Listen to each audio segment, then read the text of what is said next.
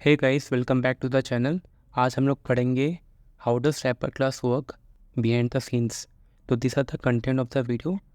First will try to understand how does JVM create wrapper class object. Second हम लोग पढ़ेंगे कि what happens जब हम लोग रैपर क्लास को अपडेट करते हैं।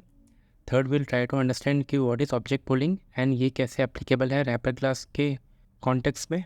फोर्थ हम लोग देखेंगे रैपर पुलिंग कब कब एप्लीकेबल होते हैं for all the wrapper classes. Fifth will derive कि रैपर क्लास इम्यूटेबल है या म्यूटेबल है। Six will try to summarize everything that we have learn for the wrapper class. So let's get started. पिछले video में हम लोग ने बात किया था कि म्यूटेबल वर्सेस इम्यूटेबल ऑब्जेक्ट क्या होते हैं जावा में, and we try to understand कि कैसे JVM आपका उस ऑब्जेक्ट को एक हीप मेमोरी या स्टैक मेमोरी में एलोकेट करता है। If you haven't watch the video I would recommend please watch it, क्योंकि वो लर्निंग्स हम लोग अब इस वीडियो में यूज़ करेंगे। ये हम लोग ने पहले देखा था, हर एक प्रिमिटिव टाइप के लिए एक रैपर क्लास है। ये byte, short, integer, long, float, double, character and boolean. Now let's try to take an example. हम लोग ने एक इंटीजर ए का एक रैपर क्लास डिफाइन किया जहाँ पर हम लोग ने 10 वैल्यू असाइन कर दिया, and we are trying to print the memory address of the variable a. Secondly, what we are doing is that we are updating the value of a to 20 and we are again printing the address of a. Ideally हम लोग चाहते हैं कि आपका ए का address constant रहेगा, right? क्योंकि हम लोग ने पिछले वीडियो में देखा था कि जब भी आपका ऑब्जेक्ट बनते हैं, ऑब्जेक्ट का रेफरेंस स्टैक मेमोरी में रहता है, स्टैक मेमोरी आपके हीप मेमोरी में पॉइंट करते हैं। तो let's try to run it and see कि यहाँ पर क्या प्रिंट होता है। तो यहाँ पर आप देखोगे कि यहाँ पर मेमोरी एड्रेस अपडेट हो गया। तो बेसिकली यहाँ क्या हो रहा है, let's try to understand it by visualization. Initially हम लोग क्या देख रहे थे कि हम लोग ने ए का वैल्यू को 10 असाइन किया है, तो how will JVM work in that case? JVM will assign a memory space in heap memory and assign the value 10 over there, and आपका stack memory में एक वेरिएबल a डिफाइन होगा जो उस रेफरेंस को पॉइंट करेगा, right? Now when we are updating the value of a to 20, तो JVM क्या कर रहा है कि JVM एक नया मेमोरी स्पेस बना रहा है अपने हीप मेमोरी में, एंड उस पर्टिकुलर वेरिएबल का रेफरेंस को अपडेट कर रहा है। Now a is pointing to 200। तो ऐसा क्यों हो रहा है? Let's try to understand that now. तो यहाँ पर क्या हो रहा है कि wrapper class are basically immutable, which means that once the instance is created with a specific value, that value cannot be changed.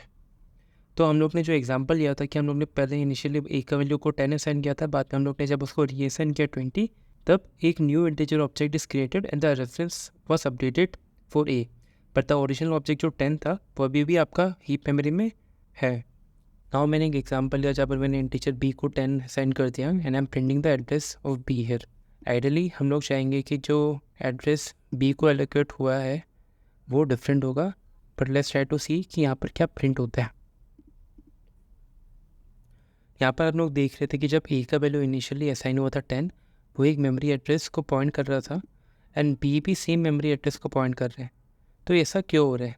Let's try to understand it now. For that let's try to understand कि object pooling and wrapper class pooling क्या होते हैं। Object pulling is a simple technique where certain objects are reused rather than recreated from scratch each time. The idea is pretty simple. Let's say if you know that कि वो values आपकी frequently use होने वाली है, why not keep them around in the memory and reuse them? This way we save the overhead of creating and destroying objects over time. Java wrapper class implement this with an internal pooling mechanism as well. कि how does JVM applies wrapper class pooling. तो initially हम लोग ने क्या किया था कि हम लोग ने ए का वैल्यू को 10 असाइन कर दिया था। मैंने उसी डायग्राम को थोड़ा एनहेंस कर दिया। यहाँ पर हम लोग इंटीजर पुल डिफाइन कर दिए, the key is the address and the value is the value for the integer, and यहाँ पर स्टैक मेमोरी में we have the reference variable A जो उस पर्टिकुलर एड्रेस को पॉइंट करे। तो जैसे कि ए का वैल्यू इनिशियली 10 था, what JVM will do is that it will make a entry in the integer pool, and वहाँ पर वो वैल्यू 10 असाइन कर देगा जिसके लिए एड्रेस 100 है। नाउ नेक्स्ट हम लोग ने क्या किया था, we updated the value of a to 20 again, क्योंकि 20 आपका इंटीजर पुल में पहले से एग्जिस्ट नहीं कर रहे हैं। What will JVM do is that it will create a new entry in the integer pool, address आपका 200 हो जाएगा एंड वैल्यू आपका 20 होगा, एंड आपका रेफरेंस वेरिएबल में एड्रेस अपडेट हो जाएगा। नाउ थर्ड टाइम जब हम लोग b का वैल्यू को 10 असाइन कर रहे थे, तो यहाँ पर JVM क्या करेगा, JVM विल फर्स्ट चेक कि अगर वैल्यू आपका 10 एग्जिस्ट कर रहा है नहीं कर रहा है इंटीजर पुल में। इन केस वो ऑलरेडी एग्जिस्ट कर रहा है, देन बी के लिए address will be 100 here.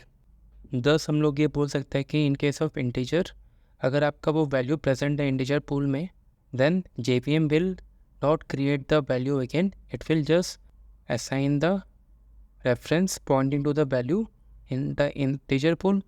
In case अगर आपका वैल्यू एग्जिस्ट नहीं करता है, it will create a new entry in the integer pool, and later any new variable who is pointing to the same value will be assigned the same reference from the integer pool.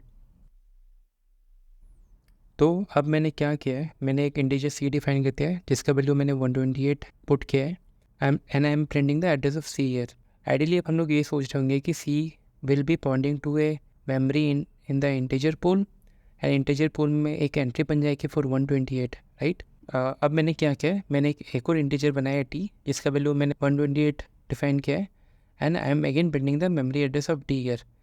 And इसके बाद भी हम लोग ये सोच रहे होंगे कि JVM will now point D to a reference in the integer pool which C is already pointing to, right, क्योंकि both C and D is having the same value now. And अगर मैं यहाँ पर C और D का value print करूँ कि अगर वो सेम है या नहीं है, लेट्स ट्राई टू सी कि यहाँ क्या प्रिंट होता है. तो यहाँ पर देखा मैंने कि C का एड्रेस कुछ दूसरा प्रिंट हो रहा है एंड D का एड्रेस कुछ दूसरा प्रिंट हो रहा है. तो लेट्स ट्राई टू अंडरस्टैंड कि यहाँ JVM कैसे काम कर रहा है. द करेंट स्नैपशॉट हम लोग के सिस्टम में ये है, A is pointing to reference 200 and B is pointing to reference 100 and both the reference are part of integer pool.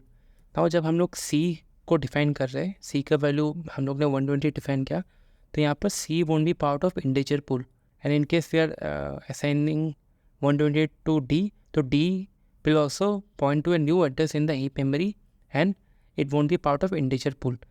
Let's just try to understand कि ऐसा क्यों हो रहा है.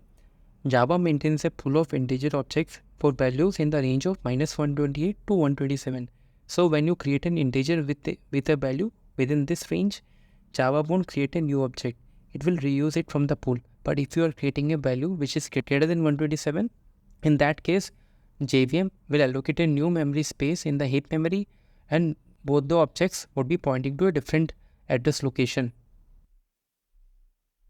तो हम लोग ने पहले देखा था कि अगर A एंड B का वैल्यू लेस देन 127 है तो वो इक्वल प्रिंट हो रहा था, बट इन केस अगर वो ग्रेटर देन 128 है, क्योंकि JVM अब नया रेफरेंस को पॉइंट कर रहा है तो वो सेम नहीं हो रहा है. Let's just try to reconfirm it once.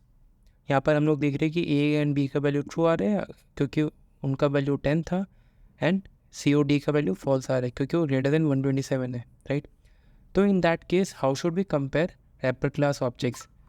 तो ideal way of comparison is that हम लोग एक इक्वल्स पोल की एक मेथड है in all the wrapper class which compares the value of one wrapper class to other wrapper class. And let's just have to print it now कि यहाँ print क्या होता है.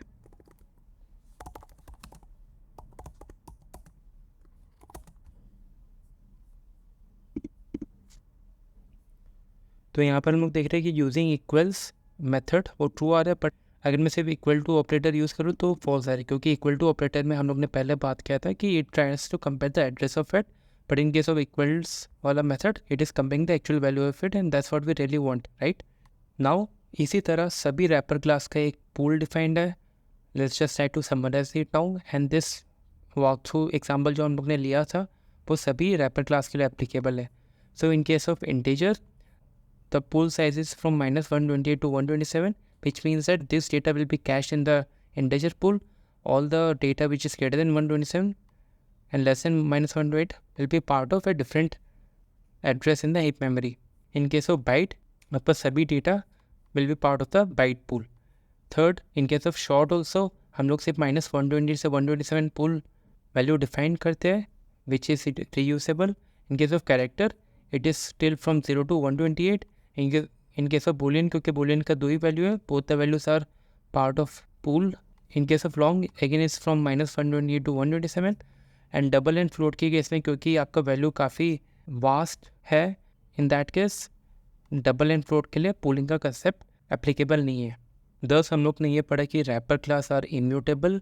If the value is within the pool range, then any new object will be pointing to a reference from the pool.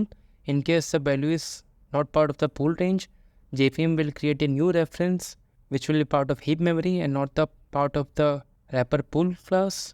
And every wrapper class will have a pool range except double and float where the pooling is not applicable. अभी तक के लिए बस इतना ही. Next video में हम लोग बात करेंगे स्ट्रिंग क्लास के बारे में कि वो इम्यूटेबल है या म्यूटेबल है। अगर आपको मेरा वीडियो अच्छा लगा, please like, comment and subscribe to my channel. Please share with anyone who would need it. If you want me to cover any specific topic, please write down in the comment section. In case you have doubt, I would recommend please rewatch the video and you can post your comment in the comment section. I'll try to answer it as much as possible. Thank you.